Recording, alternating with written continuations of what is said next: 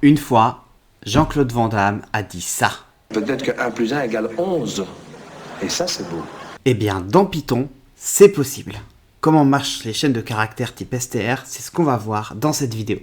Une chaîne de caractères, c'est quoi? C'est quand, à l'intérieur d'une variable, au lieu de mettre des chiffres, je vais mettre une chaîne de caractères, donc des mots. Comment ça marche? Je la mets entre guillemets ou entre apostrophes. Exemple. Ici, voilà, je mets A égale pragmatique. B égale prépa entre apostrophes. Si je veux que la chaîne de caractères contienne une apostrophe, alors je l'entoure de guillemets. Par exemple ici, E égale les guillemets ici et apostrophe pragmatique. On voit que si je tape type A et type B, j'ai classe str. Donc c'est une autre classe, on avait vu dans la vidéo précédente les types float et les types int. Et là je vois ce qui s'affiche, quand j'ai mis pragmatique entre guillemets, quand je fais print A, ça met pragmatique. Quand je l'ai mis entre apostrophes, ça me fait prépa, moi je ne l'ai pas mis, mais ça fait prépa. Mais là je vois que quand je mets pragmatique entre guillemets avec les apostrophes ici, ça me met les apostrophes dans la chaîne de caractères. Si je mets des, je mets des apostrophes, pareil, là je suis entre guillemets, je vais écrire l'informatique est importante au concours. Là, apostrophe, ça marche. Print, l'informatique est importante au concours. Je peux concaténer les chaînes de caractères, c'est-à-dire les mettre côte à côte. Comment? Avec le signe plus.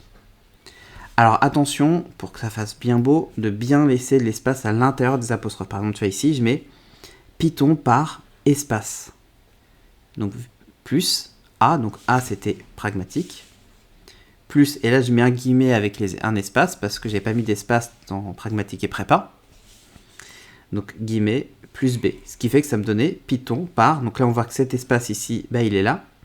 Pragmatique, cet espace mis entre guillemets, il est là.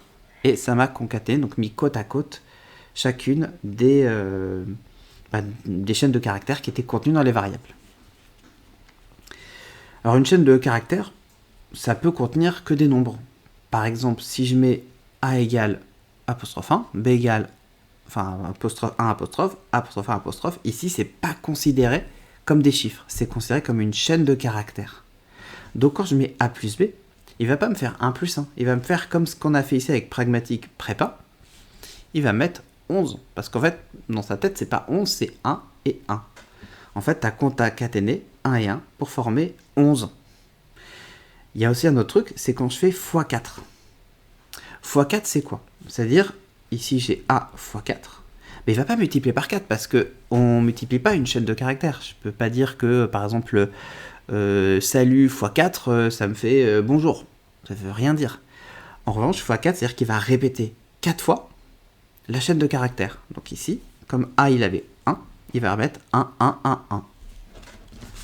Autre exemple, si j'avais mis ici C égale bonjour, si je fais print C x 3, il me fait bonjour, bonjour, bonjour. Comme ici, j'ai pas mis d'espace, il me colle tous les bonjours.